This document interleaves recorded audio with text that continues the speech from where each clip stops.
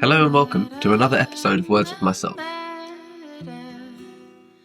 People tend to shape their identity around their worst relationships, the experiences that cause them the most intense suffering tend to provoke the biggest change. But that change isn't always positive because it comes from something negative. It's such a overwhelmingly bad experience that it causes you to change who you are. I'm sure we've all seen this manifest in ways of children and their parents.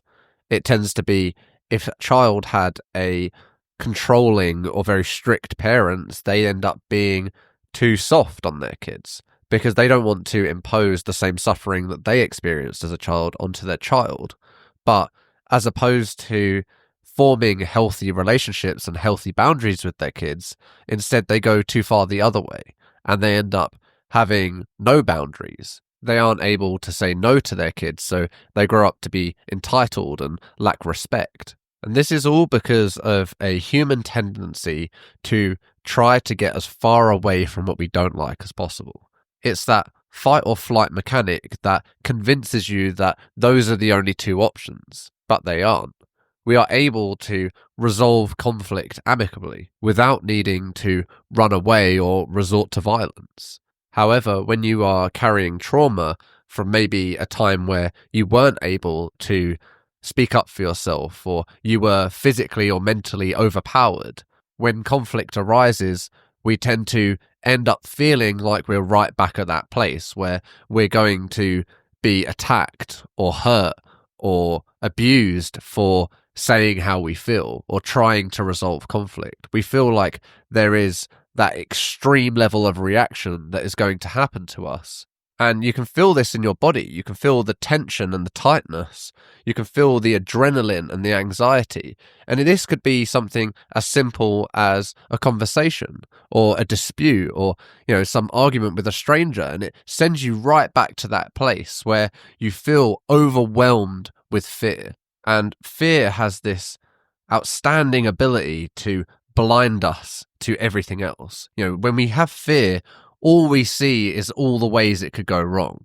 We don't even consider the ways that it could go right because we are so focused on what could go wrong that it feels almost like a guarantee. Or at the very best, if there's even a chance that it could go wrong, it's better to avoid the situation altogether. And this is how it becomes problematic because left untreated and unhealed, it manifests in kind of two ways. One way will be incredibly reactive and very angry, someone who blames the world and feels like they're a victim of life. So it makes them incredibly reactive and explosive. They're very quick to anger. And it's because they're so used to having their boundaries crossed that any time they view anyone encroaching on their territory, there is a very fierce and explosive reaction to this. And it's because they're so frightened that someone is going to hurt them or someone is going to take something away from them that they care about. And in the other way, it makes people completely avoid conflict altogether, where they don't mind their boundaries being crossed as long as another person won't be upset with them or angry with them. They'll let people tread all over them. They'll let people walk all over them just to avoid the fight. Because to put up resistance or to get involved in that conflict means that there is a potential that it could go wrong, that they could get physically or verbally assaulted. And even though these might seem like opposites, they still stem from the same trauma, the same wound. It's just that one person learned to find safety in fighting for it, and another person learned to find safety in hiding away, in keeping themselves sheltered and protected. But both of these are still shadow forms. The person who is explosive and angry will end up driving everyone away, whereas the person who avoids conflict ends up being taken advantage of and becoming bitter and resentful. When doing shadow work, you will probably quite clearly see that you are trying to adopt a mode of living that is the opposite of that which you don't like. That you're trying to be as far away from the person that you don't like as possible. And that means that there's probably a lot of parts of yourself that you haven't accepted, especially when it's something like a parent and a child relationship. where you will do everything to avoid becoming that parent, but you either end up being so far away from that parent that you are too far the other way, or even more common, you end up exactly the same eventually. And this is because the opposite isn't always better. The opposite of one extreme is just another extreme. What we want to achieve, how we want to be, is balanced, to achieve harmony. And then when it comes to conflict, we're not feeling like the only way is to either get into a fist fight or to run away. We actually feel like we can have a conversation to reach some level of understanding and to put the effort in to get people to understand our point of view and to fight for ourselves, to stand up for ourselves, not in a way that is violent or offensive, just in a way that is unwavering and rooted and certain. A little dark psychology trick is to look at somebody who presents a really big aspect about themselves, and whatever the opposite of that is going to be their biggest insecurity. If somebody is so over the top confident and, really loud and obnoxious, then really what they feel like inside is that nobody hears them and that nobody cares. If somebody is a bully and they keep inflicting their will upon somebody else, the chances are that they had somebody doing exactly the same to them. They're not strong because they're aggressive and try to fight everyone. They're actually just insecure and they feel weak. And the only way that they can prove to themselves that they're not is by hurting other people, by making them feel small. And this all stems from the same principle that we chase the opposite, that we try to become either a mirror of exactly what we don't want to be or the opposite, which isn't any better. This is why they say that people's greatest strengths are also their biggest weaknesses. So if I ask you to sit there and think about somebody, think about a person that you really wouldn't want to be like, somebody that you know and know well enough that you don't want to be anything like them. Now, if you were to describe what the opposite of that is, the chances are that's going to be you. You're going to be somewhere there, because we try and strive to be the opposite of what we don't want to be. As we begin to analyze our behavior, our patterns, and understand ourselves better, we can use this method to begin to unpick the reactions to trauma. We don't want to be acting or behaving in a way that is a reaction to something traumatic. We want to act in a way that aligns with our beliefs and who we want to be. And most likely this exists outside of the extremes. We don't want to be too soft and we don't want to be too hard. We don't want to be too passive and we don't want to be too aggressive. We want to find that balance and that harmony. We want to be able to act and express ourselves freely, without fear, without anxiety. We want to know that we are at harmony with ourselves and we are not just simply acting out of pain or avoiding more pain. And what happens is we become so afraid of being anything like what we don't want to be, who we don't want to be, the person that we have blacklisted in our mind, the ways that we feel that we stuff down, all of the stuff that exists in the shadow aspects of ourselves. We are so afraid to even get close to that we shut whole parts of ourselves off. We don't want to feel like we're anything like the worst parts of ourselves, and we all have shadow aspects. We all have parts of ourselves that we repress, and most people will go to extraordinary lengths to never have to confront those aspects of themselves, to never even go near a scenario where that aspect of themselves might emerge.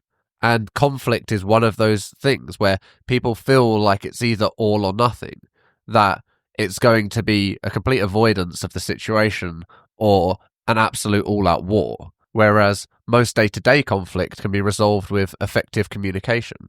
It doesn't require the war and it doesn't require running away. But when you are not used to conflict, when you haven't been able to express yourself effectively and had healthy communication, it feels like everything is either going to be all or nothing, and that there are going to be severe consequences for just saying how you feel. And for those people that are stuck in one of the extremes, either avoiding complete confrontation, they have to be willing to overstep, to get it wrong, to make a mistake, to fly off the handle, to get angry, because they have been so repressed. They have been so far the other way that in order to achieve that balance, they have to figure out that whole other part of themselves. But if you keep suppressing it, if you keep locking it down and not getting in touch with it, not being at harmony with yourself, you will never truly be free. You will never be able to figure out who you are, because you are locking away aspects of yourself that you are judging not worthy, that you are judging as not good. And instead of having all the information at your disposal to look at the big picture and see, yes, this is me in my entirety, and make an accurate assessment, an accurate judgment of that, and test that character. Instead, you are looking at limited information that you choose, that pleases you, that pleases your ego, that you can say, yes, I'm a nice person, I'm a good person, and completely ignore those aspects of yourself where maybe you don't have the best intentions. Maybe your desires aren't true and pure, because we all have that. And if you think that you don't, you're exactly who I'm talking about. And the chances are that you've only gotten to this stage in your life where you believe that by limiting yourself so much that you've never truly had to prove yourself. You've never tested your character, and you've never gone through the process of dealing with lots of confrontation. You've avoided it, or somebody else has dealt with it for you. Or maybe you've just had a very sheltered life, because even morality, our sense of right and wrong, soon goes out the window when environmental conditions change. If you were in abject poverty or a war broke out, your idea of what was right or wrong would be tested, and the chances are you would fail, because it's easy to say that you're a good person, you're a nice person, when the environment supports that. But if you're in an environment of poverty and famine, and you have to steal just in order to eat because there's no food, the chances are your morality would go completely out the window, and you would do what you needed to do to survive. And if you think that you could get out of it by saying, well, I just wouldn't survive because I'm a good person and I wouldn't do what it took, well, what if it was your family? What if it was your kids or your loved ones that you needed to do that in order to provide for them? World War II is a great example where, in hindsight, everyone can say, why did so many people do nothing in Germany? When the Gestapo was there and all these Jews were being exterminated, people did nothing and turned a blind eye. And people like to believe that that wouldn't be them, but the chances are it would be. If everything was going on right now, you would be the complicit person, as much as we would all like to believe that we wouldn't, that we would do it differently. Until you are in that environment, until you are in that situation, you can't judge other people. You can't say that you wouldn't do that because you don't know. And most people never get into these situations, so their character is never truly tested. They never have to find out the hard way about how far their shadow extends, about what they are capable of, about what they would do if they had to. And if you're feeling uncomfortable just hearing about this or thinking about this, that's perfect, because this is the work, to understand those aspects that you cut off from yourself, that you prevent yourself from even thinking about, the aspects that you are so ashamed of in yourself that you stuff deep down and pretend don't exist. Once you begin to make peace with those parts of yourself, once you begin to harmonize with all aspects of yourself and love all aspects of yourself, you are then in a position of power. You are not being forced one way or another. You are aware of the entire spectrum of information. You are aware of the entirety of yourself. So then you can make an informed decision about who you want to be and how you want to show up in this world. Otherwise, you're stuck. You're simply hiding from your shadows, or you're reacting to them. Thank you for listening.